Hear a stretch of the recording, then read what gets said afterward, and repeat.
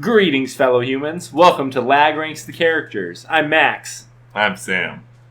Mr. Burr. And we've got 3 more characters to put on the list tonight. We decided to come up with a little list of pop culture's hated characters. Maybe populate the bottom of the list a little more. Maybe. We'll see how it goes. The first on the list is that old one. You always see him on bad character lists. That's right. It's Scrappy-Doo. Notorious Scrappy-Doo. Scrappy-Doo is a annoying sociopathic character who doesn't make sense. He's a late arrival.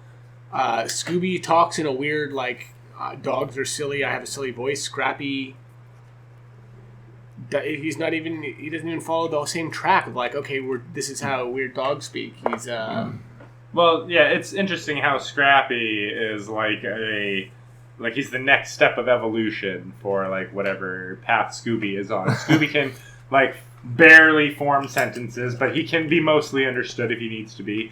And while he mostly walks on 4 legs, he can definitely walk on 2 legs and cradle Shaggy as they run off. Oh, yeah. But then Scrappy follows that by being able to speak in grammatically perfect English and walks on 2 legs with a straight back. Yes, he does. Now, is Scrappy actually strong? He's not, right? He's just brave and shaped like a tank. He's not, packing a wallop, right? I don't think so, but can't he break the 4th wall and pull stuff out of hammer space? Is that another thing? I usually would be turning off the TV changing the channel on Scrappy episodes, so... Right, but he's not just in episodes, he was also in that movie. And is he hammer spacing in that movie? I mean, he himself mutates into a giant, werewolf monster alien thing. Yes, he does do that. In the James Gunn film. Where, he was treated as the annoying piece of shit that he is. He's peeing on people in the Mystery Machine. That's flashback. True. It's well known and well established that he's awful. Yeah, and... awful and annoying. The whole, let me at him, let me at him. And the yips. And the yipping. And little dog yipping is always annoying. Why you gotta put that in a cartoon? But perhaps the most egregious sin of Scrappy-Doo is that except for, I think, 1 season of the show, Scrappy being there meant that Fred, Daphne, and Velma were not there. Because for some reason the gang was reduced to Scooby and Shaggy and Scrappy for most of Scrappy's time on the show. Which is what? Huh? Yeah, well, I mean, the other characters, while not being as important as Scooby and Shaggy, they play their part. And without them, it's just not Scooby-Doo. Agreed. Is he worse or better than Jar Jar? That's what I'm thinking. Worse. I know that. He's worse. He's the last. We have a new low. Yeah, it's Scrappy-Doo boy. Yeah. New number 27, Scrappy-Doo. All right, next up is another dirty mutt. Yeah, it's Mutt Williams from the Indiana Jones franchise, as played by Shia LaBeouf in Indiana Jones and the Kingdom of the Crystal Skull. Terrible, just terrible. Here's the deal: Mutt's lame. Mutt might have been cooler if he wasn't played by Shia LaBeouf, who I guess they tried to give him a little. Not super suave James Dean thing, but him trying to act like James Dean. Being kind of a greaser. But I mean, he's I'm cool and I have the slick things to say and I'm a tough, the 50s. And at the end, I'm going to get the hat and threaten the audience with Indiana Jones film starring Shia LaBeouf. Which I think a lot of people took very personally. Yeah. I mean, it was his son, but they could have done that character differently. And yeah, it was...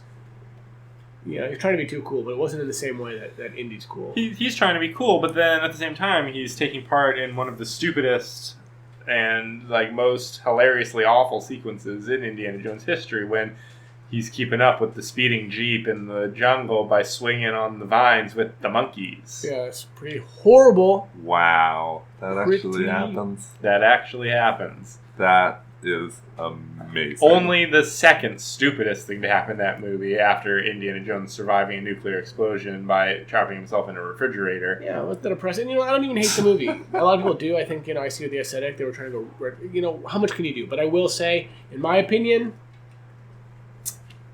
maybe better than Jar Jar, only for being less offensive, but maybe I even like Jar Jar. No, I mean, probably I would put him under B.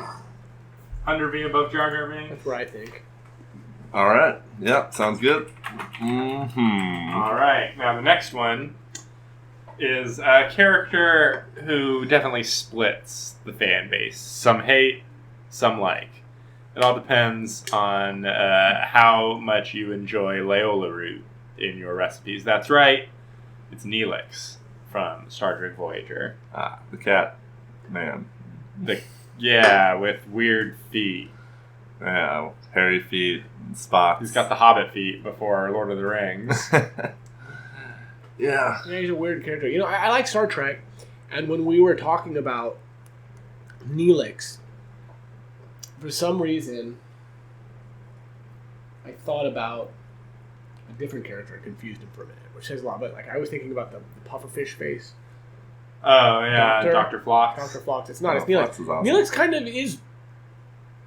Well, here's the thing about Neelix, is that when we're introduced to Neelix, he is not only being played as a very, like, childish, annoying character, but he's also a fully grown man dating a pretty young girl who, like, she already seems, like, young compared to him, actors-wise, but then also she's one. That's super gross. Right. She's a 1-year-old. That's super gross. A race that lives 8 years or something. She is prepubescent within her own race. Yeah, she is. That is established after the beginning of the show. By her going through puberty, which she is going through too early when it takes place. Oh, yeah. And the fact of the matter is that the second that Kess steps off the ship and is replaced as a character by 7 of 9, Neelix becomes a far better character. Because you know what is one of the worst things about early Voyager is the Tom Paris Neelix rivalry for Kess. Right, the love triangle. The stupid, stupid love triangle. It is disturbing. It's painful. And while Neelix does get better after Kess leaves the ship, he does still remain often annoying. Yeah, often annoying, but they get to a point where you're not, like, dreading his interactions with Tuvok. You're, like, appreciating the interplay they have with each other. That is true. You know what I'm going to do with my vote? I'm going to not make a vote. I don't know. Whatever you say is fine.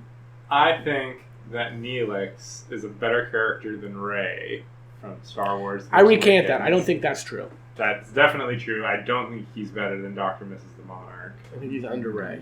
Better than I think the Rey. I don't think Rey's bad. I think that the way they did it in the pacing is bad. I think they introduced it as a female character and have her. I just, as a character, I don't like the new Star Wars. I don't, but Yeah. Under Rey, what do you think?